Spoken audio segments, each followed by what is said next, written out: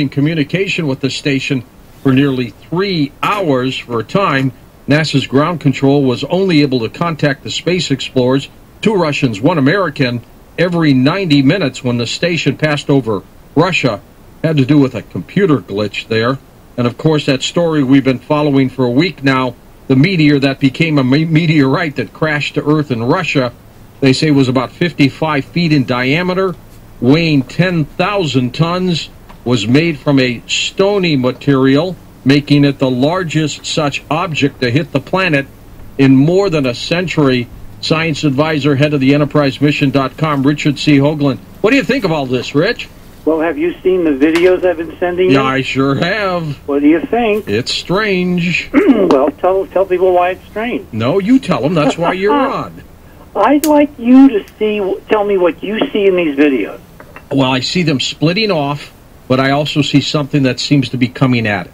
Okay. But I don't know what it is. What's interesting is we got a new view today from a new perspective right under the contrail. Remember, this thing came in from the east at dawn, and most of the videos we've seen have been far away, and so you're looking at it at a very long slant range. Right. This set of videos is right under it, and you can look directly up, particularly in the last one I sent you. They pan around for like several minutes, and you can see that it didn't split. It was a double contrail all the way coming in. What does that mean? Well, what I sent you was some additional material. And we've got some links up there on our Twitter feed. And I also sent Lex some stuff he should be posting any moment.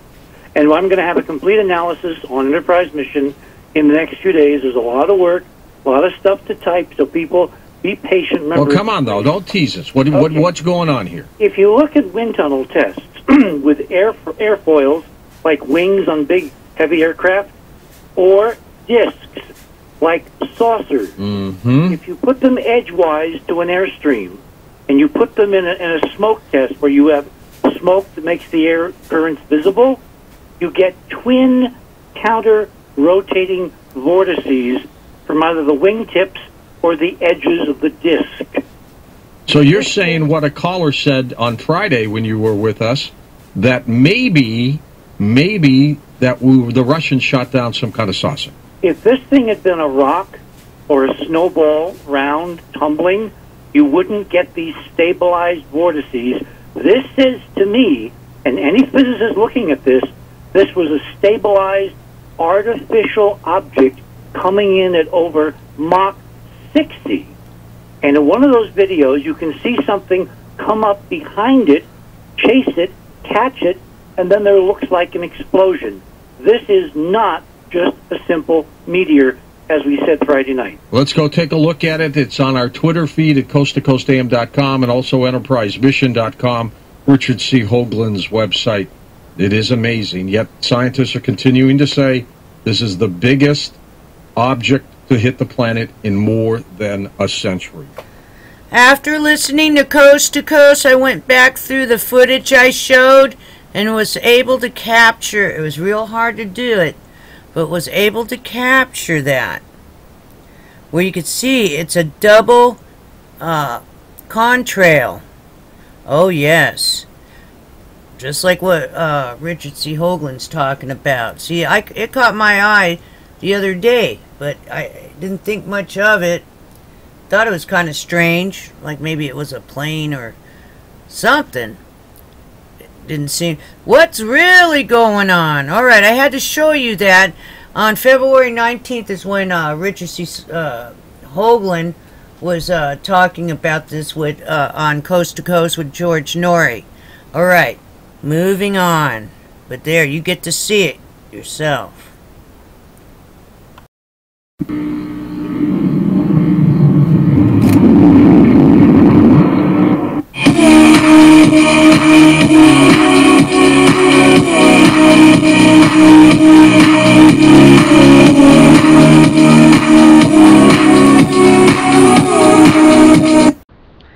Live, this is One for the Record. I'm Diana, and today is February 21st, 2013, and here are your news updates for today. Alrighty then. I'm attaching something from coast to coast. I'll probably put it on the head of this. And then at the end, I'm going to do some Fukushima updates and nuclear updates.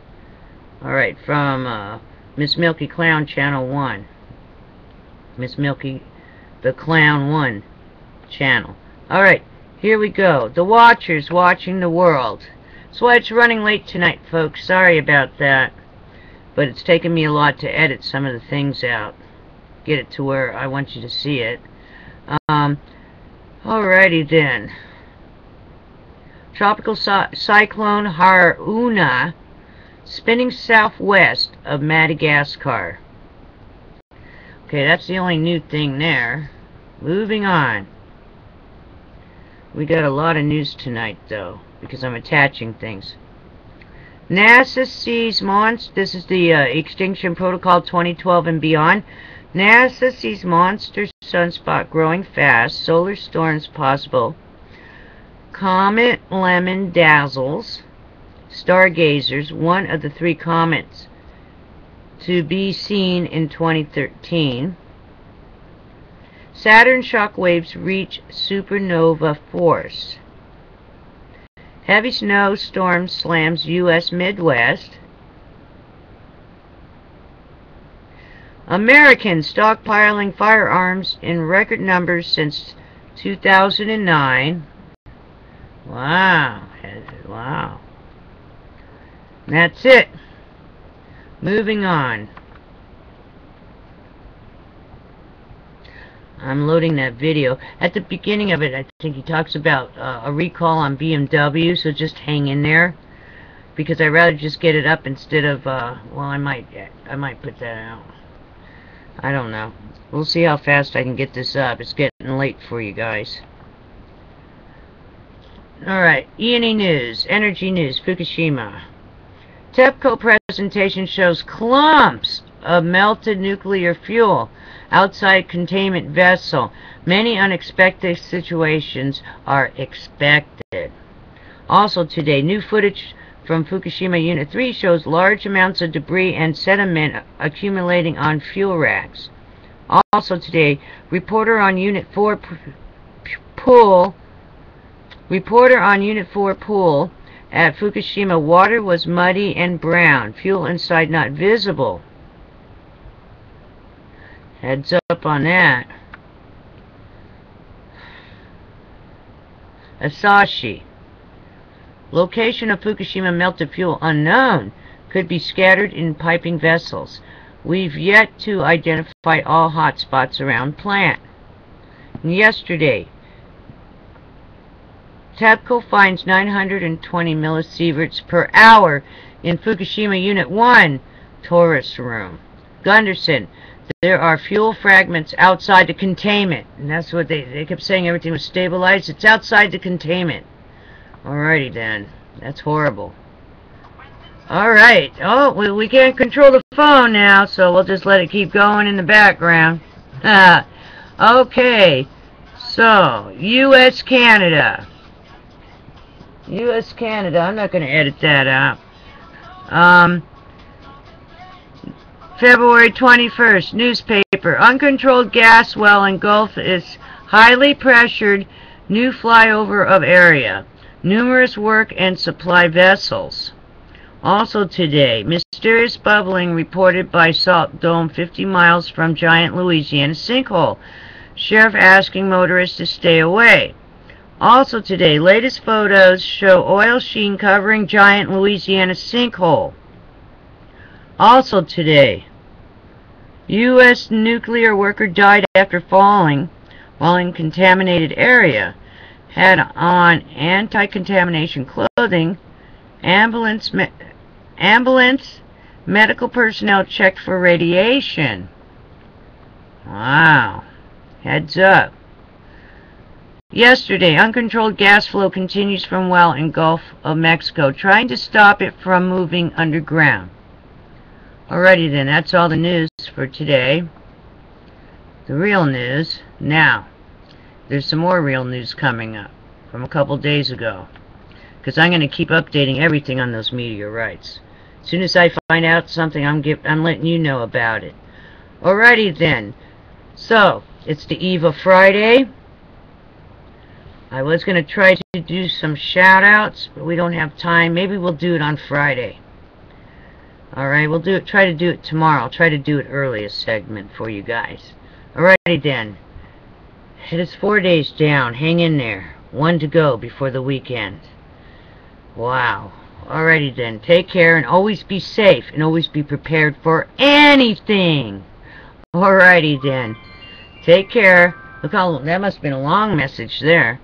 Take care and I'll see you on the blah blah, because I'm doing this live. Flip side. Alright, and stay tuned. I'm attaching videos. Have a good night.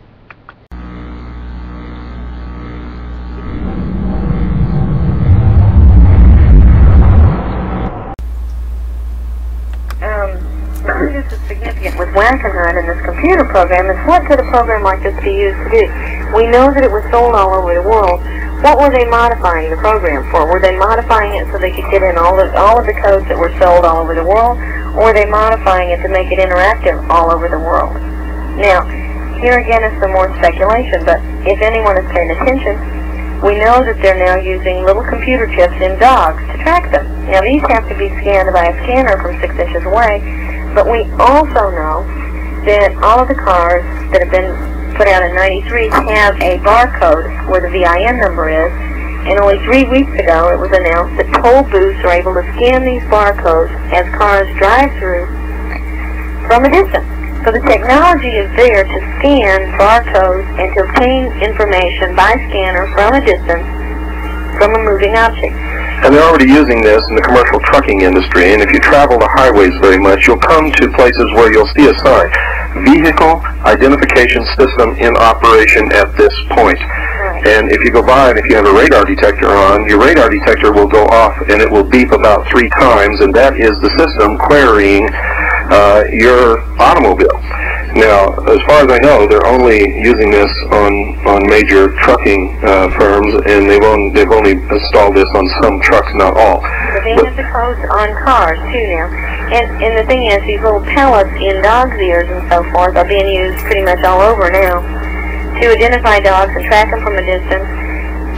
I have been told but have not confirmed that they're being offered to some poor mothers to put in their children as a way to supposedly help track their kid if their child is abducted. Yes, and we've heard that. We've talked to some of these welfare mothers. We have been told by them that the offer was that it would be much easier, that the welfare system would go much easier for them, and that they would have less trouble if they would submit to this test program. And none of the people we've talked to will admit to having actually taken the chip. So it's not a quantum leap in logic to assume that we do have the technology to implant a chip in a human being that can be scanned from a distance. It's also not a quantum leap in logic to assume the satellites that can read newspaper print, on the newspaper you're holding in your hand, could read chips implanted in human beings. It's also not a quantum leap in logic when you look at the bills that are presently pending in Congress that will require parents to get their children shot or face felony penalties, and which provide a mechanism to track the parents who don't get their children shot, and another bill that's pending that requires all Americans to get flu shots, to wonder how long is it going to be before we all get flu shot 666 with this little pellet in it. Well, I hate to equate it with 666 because then you're getting into something that cannot be proved or disproved, but I can tell you this, through our investigation, that's exactly what is intended.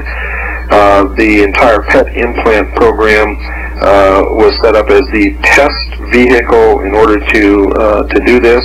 We know that in 1989, Dan Rather said on the 6 o'clock news, I was watching it, we have videotapes of this, Dan Rather said that the PET implant program is so successful that some authorities are recommending that you have your children implanted to keep them from disappearing into the milk carton kids syndrome. So calling it flu shot 666 for those who will believe in biblical prophecy, whether you do or not, it's still a very scary thing to envision that we can all be tracked from a central computer with a, you know, a chip in our hand or wherever they put it. And the technology is there. And I'm speculating here, but Wackenhut does control private prisons all around the country that have been built under the auspices of FEMA. Not only in this country, Linda, but we've found that they are the major contractors for many prisons in foreign countries also. Okay. They're perfecting the method that I believe will be used in the labor camps of the future. They also control Unicor, which is the slave labor that prisoners work under right now in prisons. They also own a number of food service supply, refrigerated food service supplies to prisons. Now, right outside my office, there is an Amtrak station that's never been used for boarding or loading passengers. It's a dead train station where they repaired broken trains. It's had an enormous amount of money put into it in the last couple of years, and it was supposed to be closing 2 months ago, and it was bailed out with $10 million to keep it open 2 more months. Now, when you realize that it's been projected to close for 6 months before this date, in the meantime, they've put in fencing everywhere, 3 layers deep, up along the railroad tracks. The top of it has barbed wire that faces in. There's 4 helicopter windsocks out there with no real, no explanation for why they would even need them. The fencing is cordoned off into areas marked red zone and blue zone and green zone, and they've put in these huge gas furnaces that look like the kind of furnace you have at your house, but much, much bigger. Gas pipelines all up and down the whole place into warehouse buildings that were never heated. We've talked to people that used to work there. These buildings were never heated while the buildings were used.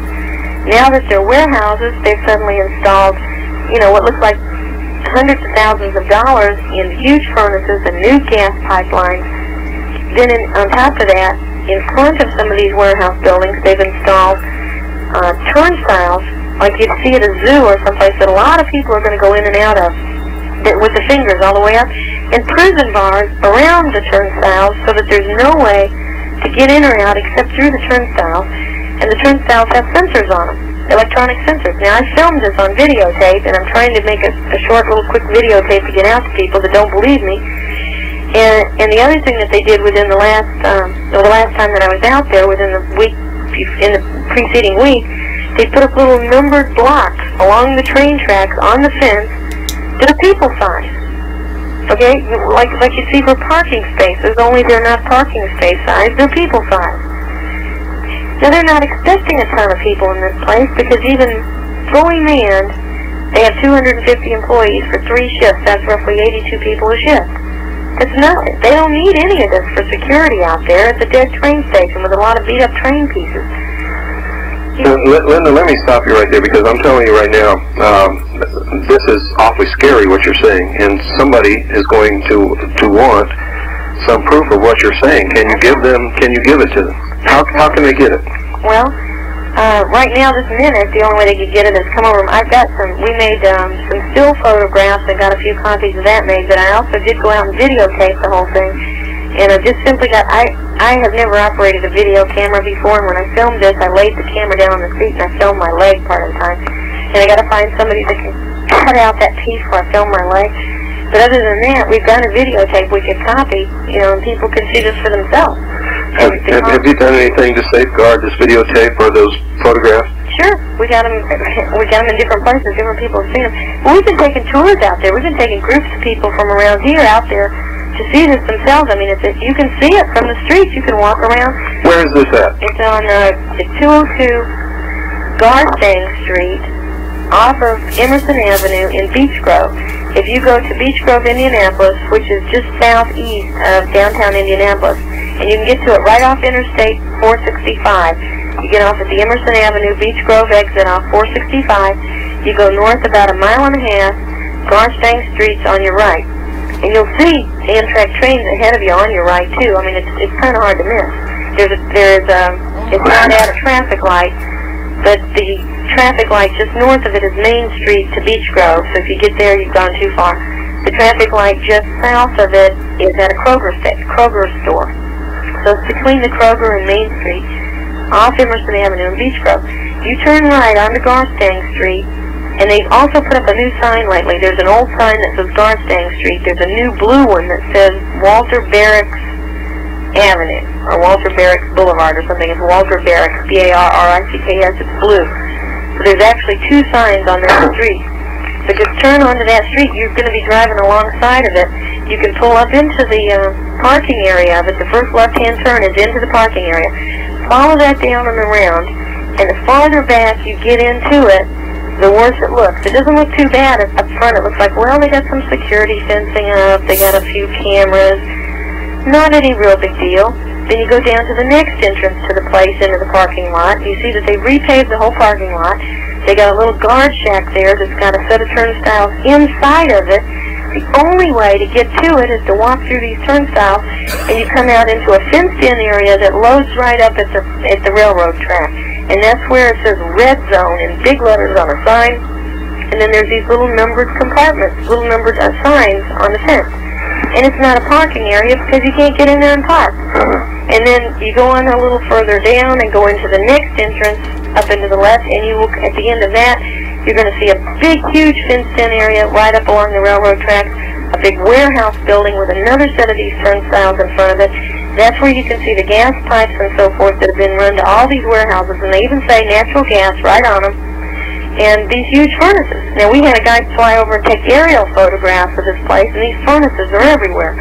And one of the buildings has got solar panels. I don't know what that means, but these furnaces have been installed at all these buildings. Now, keep in mind, this is a place that was supposed I've got to interrupt you now. And what you're describing is terrifying if it means, and you haven't said anything about what it means, and I haven't either, but my mind can picture what you're saying, and what you're describing is terrifying. I would like any CASI members anywhere in the area to get there, get videotaped, get photographed, ask questions. Let's find out what this is, because it may not be what the implication is. We don't know. But I haven't gotten any good explanation for this from anybody. You know, we asked people that work at Amtrak. They said they don't know. Yeah, well, personally, I think that what you're implying is probably exactly right, but we still have to substantiate it. And the only official answer from Amtrak is, well, it's extra security. Extra security for what? You know, 250 employees that were supposed to have been laid off for a bunch of beat-up train pieces? Well, that's what we have to find out. In a low-crime area? You know, we don't have any crime out there. This makes no sense. Well, for those of us who know what's coming, it makes an awful lot of sense, but we still have to verify that what you're describing is in fact what it is, and what it's meant to be. And they're still putting up new fencing out there. And another thing, there's a helicopter ball on the electrical wires, you know, to indicate an unusual helicopter landing, and the 4 helicopter windsocks. Now, we couldn't find any helicopters out there, because one day I got in and we were able to get in the whole thing. They had left the front gate open, and we went in, and that's where we got our still pictures, was when we were going in to the part that we usually can't get to. Yeah, Linda, I hate to interrupt, but the reason I was originally interrupting was just to get that in because we're out of time. And we've got to go, but we'll talk off the air and decide whether or not you should come back for another episode of the Hour at a Time. And, gee, you sure have helped clarify a lot of things. You've certainly verified an awful lot of things that I've been warning people about. And you did a wonderful job in Waco, Texas, and we've got to go now. Folks, that's it for tonight. Anyway.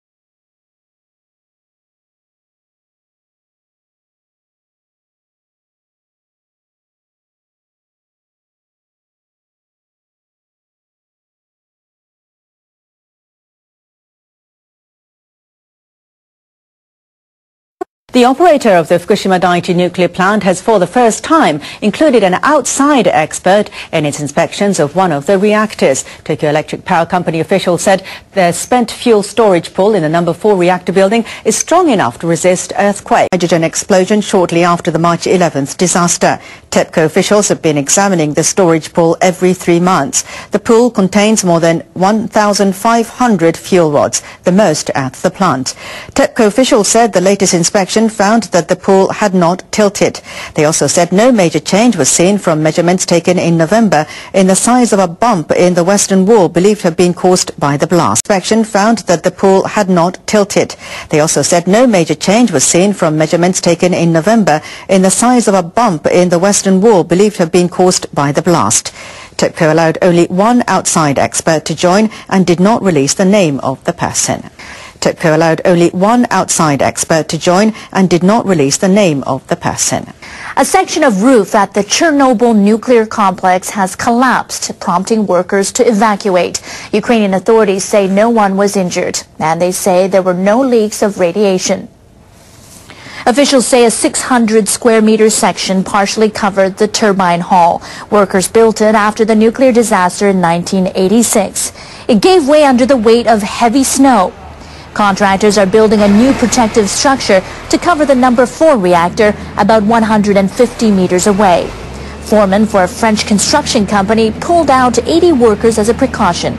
Experts are concerned the concrete and metal structure built after the disaster is too old to contain the radiation inside the reactor.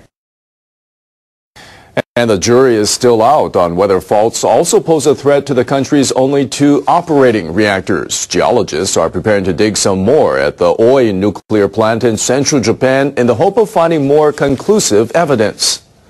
Experts from the Nuclear Regulation Authority have twice since November examined trenches at the Oi plant. They remain divided over whether fissures found at the site are active faults or the result of landslides. The regulators asked the plant's operator to dig a new trench closer to the reactors. Engineers with the utilities say they will inspect underground layers and report their findings by mid-July. The regulators say they're ready to order a shutdown of the plant if the presence of an active fault is confirmed.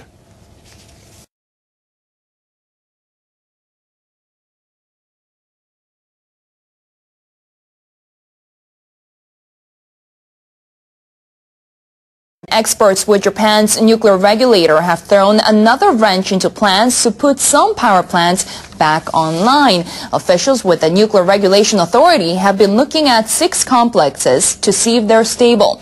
They found the one near the village of Higashidori may be sitting on active faults. NHK World Susumu Kojima reports. The regulators dug into the ground. They found volcanic ash. They concluded that something underfoot was not stable. They found volcanic